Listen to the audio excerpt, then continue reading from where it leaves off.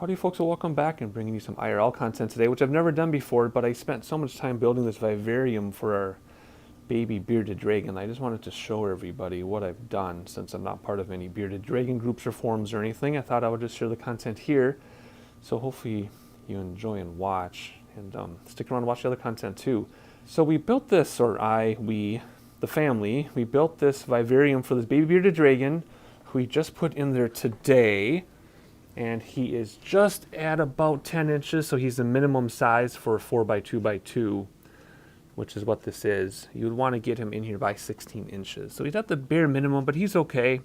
He's sleeping under his light. So we're going to talk about the inside first, and then we're going to talk about the outside. This is going to be very detailed, and I apologize for the windows in the background reflecting off the plexiglass, but it's so clean and new that you can see everything. So let's start with the inside, and then we'll talk about the outside, how I built it. So this is a 4x2x2, which is a standard size for a full-size dragon. Again, you don't want to get him in something this big until he's 10 inches, but you definitely want him in by the time he's 16. So he just moved from his 20-gallon temporary tank into this thing. And so we've got a 4x2x2 space that is completely sealed. You can see my bad sealing job on the corners. I've never used sealant before, but at least you know you got the job done. Completely sealed at all the joints, completely sealed wood. The reason for that is so if he makes a mess or gets too humid or something, it will not rot the wood. If water gets through the reptile carpet, it won't rot the wood, and that's the whole reason for that. Let me open up this plexiglass, which I should have done a moment ago, and that'll get rid of the glare, at least some of the glare. How much better. So we have some vines, which are supposed to be reptile safe. However, I have to watch for chew marks. If he starts chewing them, we have to remove them. But they are reptile safe in case he does ingest them. I just got to be careful. Be ready to watch that. And then over on this side, more vines and some more sealant, reptile carpet on the bottom, a whole bunch of hide areas that he's actually never used, but they're in here just in case. And as he gets bigger, this will change a little bit. Let's start with the cooling side. So this is his cool side area. I do have some night heat lamps up there because it's supposed to be around 80 degrees, and it gets down to like 65 to 70, or maybe it was about 74 when I did my heat tests without the heat. So I added the heat, which I can adjust. I have two lights, but I have only one on now because during my test I needed two, so that was pretty interesting. So right now one light is giving me 83.5 degrees, and of course in the summer when we turn the air conditioning on, I might actually have to turn on the second light. Who knows? Too early to tell, but I have flexibility, which is the biggest thing, is flexibility. Over here for his heat side, I have two 50 watters, and this basking area, this hammock, will change as he gets bigger. So right now, the distance is 110 degrees at the top and 100 degrees, or about 98 degrees at the bottom, which is what you want for a baby bearded dragon, and then he can just move up and down to adjust himself. As he gets older and he requires lower basking temperatures, this leather strap, I can lower this, and this built-in platform is designed so when he's a full-size adult dragon, the hammock will touch the platform and he'll get his precise basking requirements. So that's flexibility again. So to add to the flexibility for temperatures, I have 4 vents that I can open and close in the back, 2 in that corner on the cool side, which one is open right now, and then 2 behind the vines, which are closed. Then I have 3 vents on top that have matching covers that I can open and close the vents. So I've got a whole bunch of ventilation possibilities. So as the temperature and humidity changes in the house, I can make all those subtle changes, which makes a big difference in the tank. If I were to set the temperature and forget it, it's going to change. It could change every day. For example, when I did my tests, I had a completely different configuration with the vents than I do now. So even this simple couple weeks, a lot has changed. So that thermometer is stuck on with Velcro, so I can move it down to the hammock if I need to.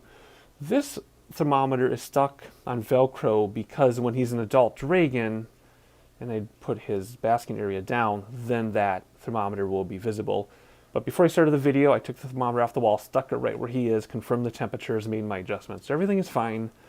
And again, flexibility is the key. You can't just set it and forget it with these guys. They're very sensitive. We live in Minnesota. These guys are from Australia. Couldn't be more opposite climate, so I gotta be sensitive to that. The humidity is a little low right now. When I did my test earlier, we're at 30%, but it's a cold April day. It's like 25 degrees outside in April. So our humidity in the house has dropped to 18, which is a little on the low side. You want 30 to 50% for a dragon. So 18 is a little low. However, that was at 23 earlier. So that's going to change throughout the day.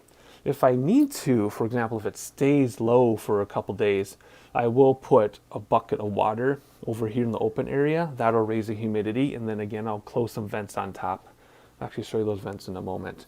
So that is the climate control. Of course, got 2 plexiglass doors, which helps a lot. He's still too small to crack the doors now, but as he gets bigger, I can crack the doors for more ventilation. But I designed this so that will not be needed, should not be needed. So going to his decorations now, there are a whole bunch of hide areas. Again, he doesn't use them, and they'll be removed as he gets bigger. They're just in there for now in case he freaks out, because he will have 4 cats looking at him through the plexiglass, and I want to give him ample opportunity to escape. But mainly when he's full size, under here will act as a hide area, and then we'll put a big hide area in that corner. But again, too early for that, and this will change a whole bunch of times. So we have a couple ramps. This hide area is acting as a ramp up here. This stick is acting as a ramp up here, and then that hide area is a ramp up there. This other stick is secured and acts as a ramp over there, as well as the actual ramp. So again, many choices, so he doesn't have to learn a maze. He can choose one of 3, 4, 5 different ways to do anything he wants. He doesn't have to learn anything.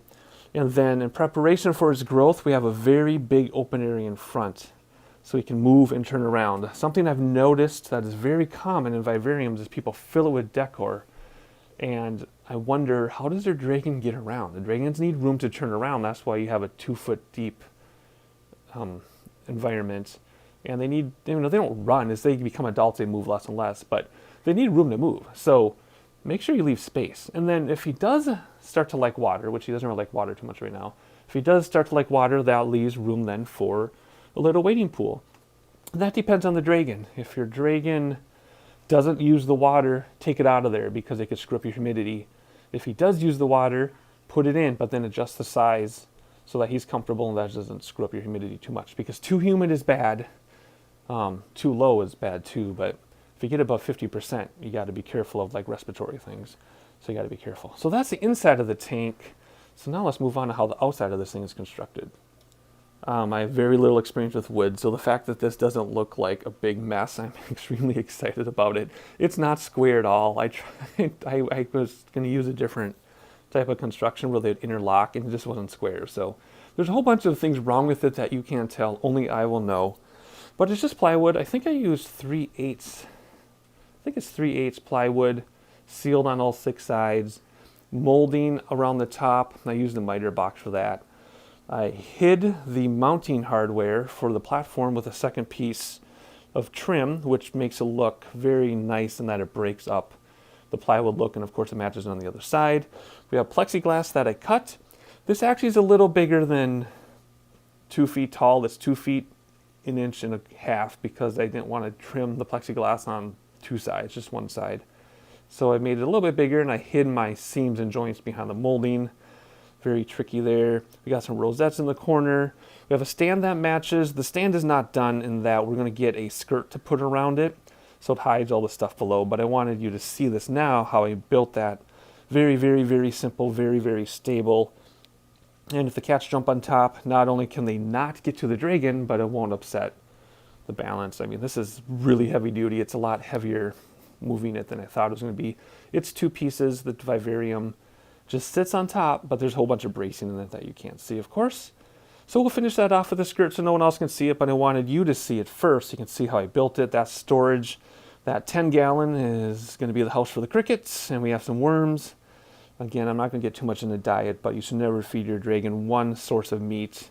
People will say crickets are the best, roaches are the best, silkworms are the best. All that is true, but you're still supposed to mix it up. So you're never supposed to feed just one type of food. You have to have variety. I know there's not a salad in here, but he's going to get one as soon as I'm done the video. I just started the video before I started the salad. There will be a salad in there. So there's the outside, and again, the other side of the vivarium matches. I also wanted to make sure that we saw as much open in the front as possible. So I do not have a RAL system for the doors. The RAL system is the molding. The molding is holding in the doors, and there's a little track on the inside, top and bottom, that I just stuck in there so that the doors obviously wouldn't fall backwards. So I wanted the front to be as much open space as possible, and I achieved that. The ventilation system, we got 3 big vents on top that are trimmed with screens with cat-proof screen, and I've got covers that just sit on top.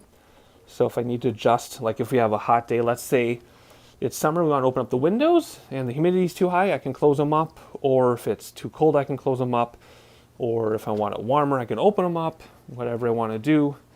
In the back, we've got vent covers as well. So all these vents that you saw from the other side, there's 4 of these. They all have these covers that you can see in the far background there. They all have covers that swivel. The lights are dual function, so I can mix and match my wattage for different temperatures. And this UVB light is a 4-footer. Now, I don't know how much I want to get into this, but this is not a 10.0 bulb. This is a 5.0 HO bulb. And the reason it's 5.0 is because it's completely unobstructed. So if you look on here, there's nothing touching that light. Second, this Vivarium is 24 inches, which is the max distance for that bulb. Third, his basking area is too close to the bulb for a 10.0.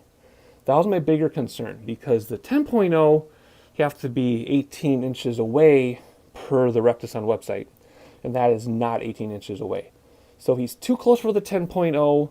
However, the 5.0 does reach this height, so this is the 5.0 bulb.